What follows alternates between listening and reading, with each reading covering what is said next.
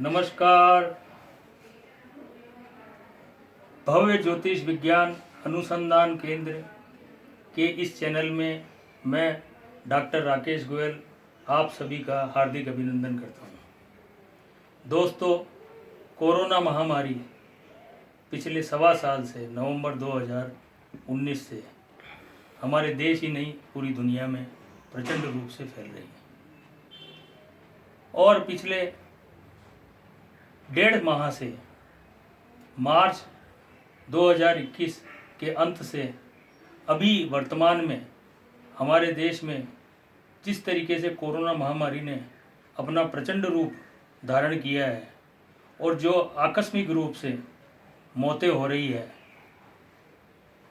इन सब के बारे में मैं अपने ज्योतिषीय विश्लेषण, ज्योतिषीय रिसर्च, अपने शोध के द्वारा इस नतीजे पर पहुंचा हूं। दोस्तों, यहाँ मैं आपको पहले एक बात बताना चाहूँगा कि कोरोना महामारी का उद्गम कब हुआ, कैसे हुआ, क्यों हुआ और इसका अंत कब होगा, कैसे होगा, किन ग्रहों के माध्यम से होगा। यह समय इन सब चीज़ों पे डिस्कस करने का नहीं रहा। अभी जो वर्तमान में प्रचंड स्थिति है और जो हमारे देश में इस तरीके से भयानक मौतें हो रही है, इसलिए मेरा ऐसा मानना है कि यह समय सिर्फ विशेष रूप से इस बात को देखने का है कि इस समय ही कोरोना महामारी ने ऐसा प्रचंड रूप क्यों धारण किया और भारतवर्ष में ही यह महामारी इस कदर कहर क्यों बरपा रही है। दोस्तों, यहाँ मैं आपको एक बात बताना चाहूँगा कि 29 मार्च 2021 को शनिदेव श्रवण नक्षत्र के तीसरे चरण में गोचर प्रारंभ हुआ। श्रवण नक्षत्र का स्वामी चंद्रमा है। उसी प्रकार 1 अप्रैल 2021 को राहु देव वृषभ राशि पर रोहिणी नक्षत्र के तीसरे चरण में प्रवेश किया। रोहिणी नक्षत्र के भी स्वामी चंद्रमा है। देखिए, सबसे पहले एक जरूरी बात आपके लिए जानना ये जरूरी है कि हमारे शरीर में 75% पानी है और चंद्रमा पानी का कारक है।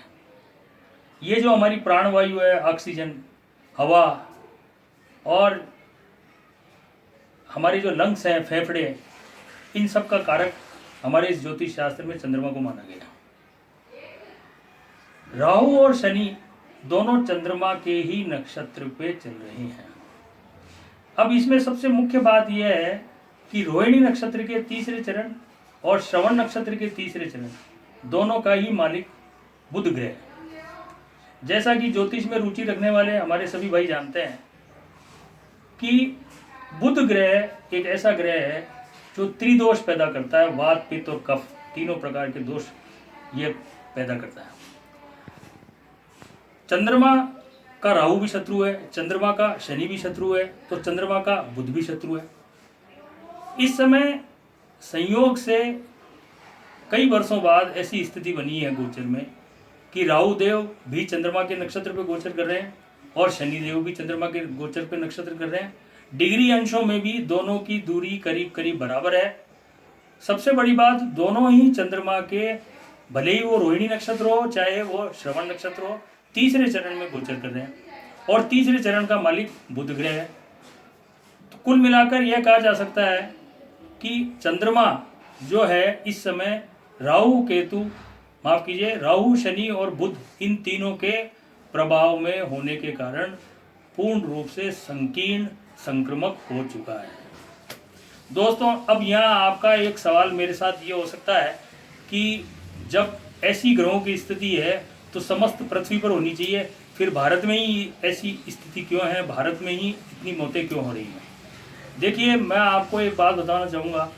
जैसा कि आप सब जानते हैं कि किसी भी जन्म कुंडली में लग्न का और भाग्य स्थान का सबसे ज़्यादा महत्व होता है। स्वतंत्र भारत की जो कुंडली है वह वृषभ लग्न की कुंडली है और भारत की कुंडली के भाग्य स्थान में मकर राशि विराजमान है और इस समय गोचर में राहु देव वृषभ राशि पे यानी कि भारत देश की कुंडली के लग्न में, और शनिदेव मकर राशि पे यानी कि भारत देश की कुंडली के भाग्य स्थान में गोचर कर रहे हैं। और ये जो समय आया है, दोनों का जो तीसरे चरण पे प्रवेश हुआ है, चंद्रमा के तीसरे चरण पे, तब से इस महामारी ने प्रचंड रूप धारण किया है। कोरोना देखिए पिछले 1.25 साल से है, लेकिन इस प्रकार भारत देश के अंदर ये कहीं पे भी इस मौतें नहीं हो रही थी, इस कदर ऑक्सीजन की कमी नहीं हो रही थी। लेकिन इस बार सबसे बड़ी विशेष बात यह है कि ऑक्सीजन की कमी के कारण, फेफड़ों में संक्रमण के कारण लोगों की जान जा रही है, जिसका की कारण मूल रूप से चंद्रमा ही है। और चंद्रमा के साथ साथ इसमें सबसे बड़ा दोष बुध का है, क्योंकि राहु और शनि दोनों पिछले 1.25 साल से चंद्रमा के ही नक्षत्र पे चल रहे हैं, रोहिणी नक्षत्र पे और श्रवण नक्षत्र पे चल रहे हैं। आप ये कह सकते हैं कि तब ऐसी स्थिति नहीं हुई। तो दोस्तों, मैं आपको एक बात बता दूं कि तीसरा जो चरण है, चाहे वो रोहिणी नक्षत्र का हो और चाहे श्रवण नक्षत्र का हो, दोनों का मालिक तीसरे चरण का बुध ग्रह है। और बुध ग्रह हमेशा गिरगिट की जैसे रंग बदलता है। राहु के साथ रहा तो उसने राहु का पाप फल ले लिया, और शनि के साथ रहा तो शनि का पाप फल ले लिया।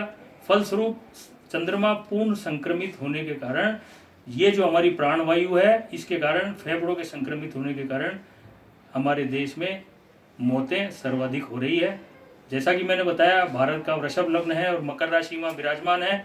भाग्य स्थान और भारत का लग्न यानी कि दोनों पूर्ण रूप से खराब हो रहे हैं। लेकिन दोस्तों, मैं आपको यहाँ ये एक बात और बताना चाहता हूँ कि ईश्वर की कृपा से अब ये महामारी का संकट और ज़्यादा दिन का नहीं है। 23 मई 2021 को शनिदेव मकर राशि में वक्री हो जाएंगे। शनिदेव के वक्री होने के साथ ही मैं कह सकता हूँ कि इस महामारी के संकट में कमी आना प्रारंभ हो जाएगी, मौतों में कमी आना प्रारंभ हो जाएगी, और जो संक्रमित व्यक्ति मिल रहे हैं उनमें कमी आना प्रारंभ हो जाएगी। सही मायने में 2 जून 2021 को जब राहु देव रोहिणी नक्षत्र के तृतीय चरण को पार करके जब द्वितीय चरण में प्रवेश करेंगे, मैं आपको निश्चित रूप से कह सकता हूँ कि बहुत हद तक हमारे इस देश में इस कोरोना महामारी के ऊपर काबू पा लिया जाएगा। लोगों की जो आकस्मिक मृत्यु दर है बहुत नीचे आ जाएगी, जो संक्रमित होने की दर है वो बहुत नीचे आ जाएगी।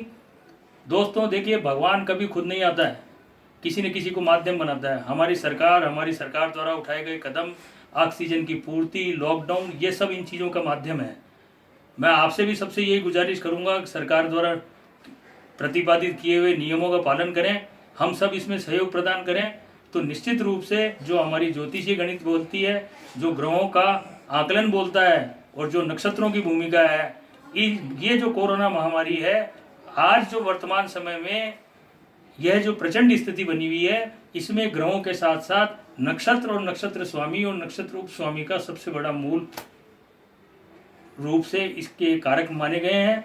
लेकिन मैं आपको विश्वास दिला सकता हूं कि आप धैर्य रखें, किसी प्रकार से घबराएं नहीं। 2 जून 2021 के पश्चात यह महामारी भारत देश के अंदर बहुत कुछ कंट्रोल में होगी। हमारे यहाँ मौतें कम हो जाएगी, संक्रमित व्यक्तियों की संख्या कम हो जाएगी।